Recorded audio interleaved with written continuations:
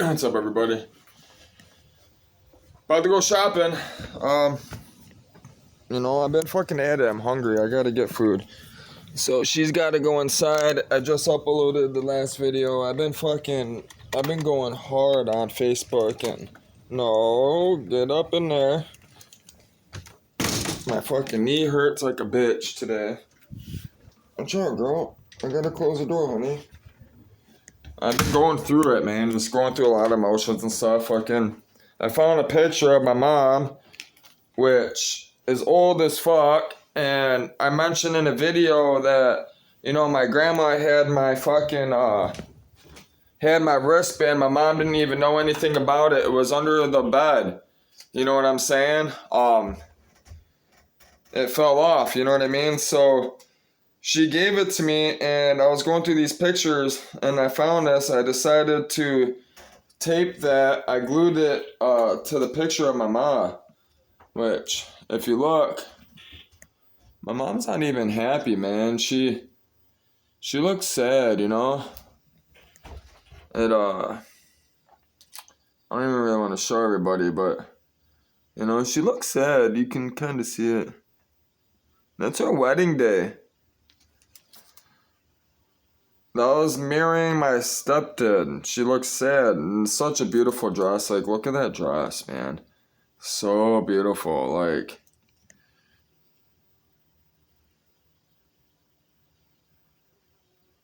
that picture right there reminds me of these pictures. Now I see why I like them. Because I grew up with them in the home. They're the same exact kind of pictures with the gold. You see? It's got the nature with the gold trim. What's funny is I don't remember that house at all. I don't remember where that's at. I don't know where that was at. I think it's the penthouse, but I don't believe it is. I don't remember the penthouse having green carpet. But I have this. I cut it down to fit this. So I'm about to put it in there. I just got done cutting it and I glued this thing on there. So I was folding it, trying to get it in there to sit. And it's not holding really well. But it's better than nothing. As long as I can see it, right? So, imported by McCrory Stores, made in China. I don't know how I got this. I think my grandma gave me this, actually. So that's going with us. That's going on the boat. It's going to go in the safe. It's going right there for now. But, yeah, we got to go, man. We got to go get food. We're about to ride out right now. I need something. We're probably going to go to McDonald's first so I can get a hot meal in today so I don't have to leave. And it's going to be the cheapest. It's only going to be $3.50, which leaves me with $6.50. So, I'm probably going to walk to the other gas station. The other dollar store, not the one across the street, but the one a mile away, completely down because it's that much cheaper for milk. It's almost $1 cheaper for milk almost. It's $2.85 for 50 cents. It's $2.40. It's $2.40 for a milk at the one dollar store, and then it's $2.85, $2.90 I think at the other dollar store. So I got this. As long as I have the $10, listen, man, that's awesome. My neighbor blessed me. He said he'd have $10 for me later tonight, which will be for dinner. So I'm not trying to leave anywhere. I'm not trying to go nowhere. We were about to rock out all day. This is... I have 1 month to get this truck running and get this house cleaned up and everything. I got to get boxes, all that stuff. And we got to be out. And I have a feeling I'm going to miss enrollment. I'm not going to get enrolled, and then that money is only going to sit in that account for so long, and then I'm going to have to go through the whole process again. That shit it takes time. I'm making a new resume, cause I'm going to be doing freelance work. My old resume that I have, it's not appropriate to what it is I'm looking for, in a sense. When people look at your resume, you really want to tailor it to what it is you're who you're showing it to, what company you're applying for, and what organization, what it is that you're doing. You really want to words have meaning, right? Your image has meaning, right? How you word things and how you say things, perceive yourself is how you're going to either get the job or not. So I got to go through a resume, which we'll do this weekend. I was going to say today, but I got to stop saying today because I got so much going on. It's so hard to put all this stuff together in my own unique way, because I'm documenting my life, and traveling, and it's not easy to do this the way I'm doing it. It's not. I'm letting people into my life in a private, very private way, and I don't like it because of how people are, and people judge, and people will actually go out of the way to get you in trouble. So letting people live my life in my private life, I'm risking a lot, you know what I'm saying? Simply because people can lie, bear false witness. This is why the Bible says that you must have 2 or 3 witnesses to never ever someone tells you something, never believe them. That's what the Bible clearly says. If it says that, don't believe them. Even right off the rip, don't believe a word, anything comes out anybody's mouth. And that's the problem everybody deals with, because most people are like that. And the reason why they're like that is because they lie. They know what they're capable of. That's why everybody they'll take scripture out of the whole context of the book, which is salvation. They'll pick and choose what scriptures and what God is to them, and they'll put him and they'll compartmentalize him. That's what they'll do. They'll use God to suit their needs. That's what everyone does. 90%, 99% of the people that I know that say they believe in God, they only talk to God or ask God when they don't have a relationship with him. They don't talk to him at all. They want to, but only in times of despair, or they'll barter with him, that type of shit. You gotta get to the point where you're talking to him just like all day. You ask him where to go, how to get places and stuff, and you ask him for things. You you thank him, you yell at him. I yell at him all the time, but I thank him at the same time. I tell him all the time I give up. I give up on this shit. I don't want to do this. But the very next day I wake up and here I am whispering his name again. That's how it was, He was really patient with my hesitation. He was very, very patient. That's how I know God is patient, because he reminds me of that song by Haystack. I can't think of it right now. It's one of my favorite songs, Hard to Love. It's my favorite song when it comes to underground hip hop and relationships. Listen, man, if you want to hear music that has really, really hard feelings, like real like lyrics, like real stuff, like real music, Haystack, Haystak. He's a country bumpkin, but his music's real.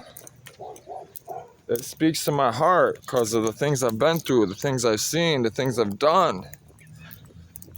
So his music really hits. hits home. I've been listening to him for over a decade. More than that, longer than that. I'm 33, so, I've known him ever since I can remember, 08, 09, like Lil White era. When Lil White hit the streets, that's basically when I started listening to Haystack and all of them. So, but, yeah, he's definitely patient with your hesitation, for sure. Which I actually told Margarita to listen to that song. I translated that song. I took the lyrics, and like a lot of music, I would listen to Margarita. She would play the song, and I would look up the lyrics on the internet in her language, and then I would pull it, and then I would translate it into English so I knew what it was saying. Which I'm working on stuff like that right now, and I need help. So if it's you're a computer guy, you can help me with it, let me know. I would like to meet up with you or talk to you through email or something. Email me. It's on my Facebook. So that's mostly what I'm working on, is translation stuff. I've been working on it my whole life, because my family is Polish, and my real dad is Poland. I haven't seen him in a long time, so, and it's always been hard for me to understand my grandmother and my uncles and stuff when they start speaking in Polish. I know a lot of it, but I don't know all of it. And they've never taken the time to teach me so I could speak fluently, right? When I was with Margot, with her speaking Spanish, I picked up on Spanish so fast. I was picking up on it, and I was trying to get away from work so I could spend more time like I am now. And it hurt, because I wish you could see what I can say now, the things I do now, compared to what she was seeing then, because I'm able to, I don't have all that stress on my mind, with my dad at the house, and, I was killing myself for that company, and they were paying me well, they really were, but the people that were working there, it wasn't the owner and the son, great, they're amazing people. Especially the son, his son is a fucking machine. But the people that worked there, good heart, they all had good hearts. Their work ethic fucking sucked. And it created conflict. It created a lot of tension. Because I was pushing, I was push. And they would, and then make up lies, and especially once we hired somebody on to help that was from before, which this truck is actually really rare. I love this truck. I'm pretty sure it's a West Coast Customs truck, or it's definitely from a body shop. This is not a truck you would get off the, out from the factory. This is something totally custom. It always sits here. I'm about to look it up. I think I'm going to. I'm pretty sure it's got to be a some type of like coach, place, or a shop. I've seen one before though. This is the thing. I've seen more than one before. This is why I'm pretty sure they got like a deal or something from somebody. This is why I would say West Coast Customs, Who knows? I'm about to figure out what shop this is, but this thing's rare. I bet you any money they probably made only fucking like 10,000 of these. Probably less than that. They probably got some type of deal or something. It could have been a fucking dealer. They do that shit all the time. They get little packages and stuff. It's nice. I love the hood. I love the hood scoops. I love the bumper. It makes it look mean, dude. Listen, a fucking 5.0 Coyote. Listen, paint this all black, right? All black. Definitely new rims. Those rims gotta go. New rims and tires, all black, right? With a Coyote 5.0. Oh yeah, turbo or supercharger. I'd probably go, honestly, I would just go with the supercharger. I'd go with that the V Max one or whatever that company is. The one that fucking, I really like that company. That company that fucking Cletus McFarland, he put his fucking, he had his fucking, oh my god, he had a Crown Vic, and he fucking had they did the fucking Coyote swap in the Crown Vic, and he went and got that fucking supercharger from that company that was specifically designed for that motor. That's what I would do to that truck if I owned it. Well, if I were to buy it and flip it, I would buy that right there. I'd get a good deal on it. I'd snag it. I might actually, if I would keep it though, if I were to flip it, I would keep it the same color. If that's the same color it came off of from that company, I would clear it. That paint just needs to be sanded down. It just needs to be wet sanded. It needs to be filled in, you know, here and there. There's some damages to it. Fix all that. It definitely, wheels gotta go. Those wheels are terrible. You can tell those wheels were cool when that truck was made, you know. Bigger wheels too. It definitely needs 22s or 20s, at least 22s. Different brake kit. I would put a brake kit on it, front and back. I would definitely redo the front diff, rear diff, or rear axle. Front diff, because there's no axle on the front. Well, it has CV axles. I would replace all that stuff, man. I'd go through the motor. The motor I'd pull, because I already know it's got that 5.4 tray, and that motor would go bye-bye. I don't care for that motor. I mean, it's decent. If you really want, if I were to keep the truck, I would be snagging an EcoBoost.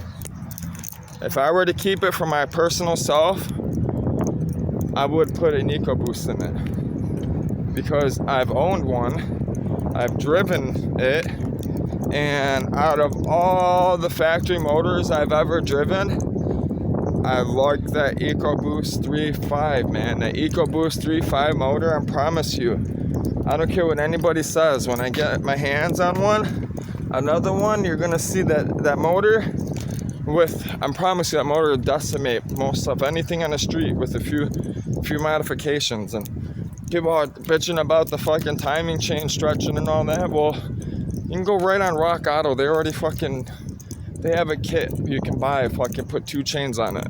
Double up the chains, you know, that's how you do all types of stuff to that motor. That EcoBoost motor, that 3.5 motor, was developed to be direct. Listen, man, Ford is probably the best company you can go for when it comes to research and design. There's a reason why they have them in aircraft, all those Volvo motors and stuff. Volvo and Ford are together.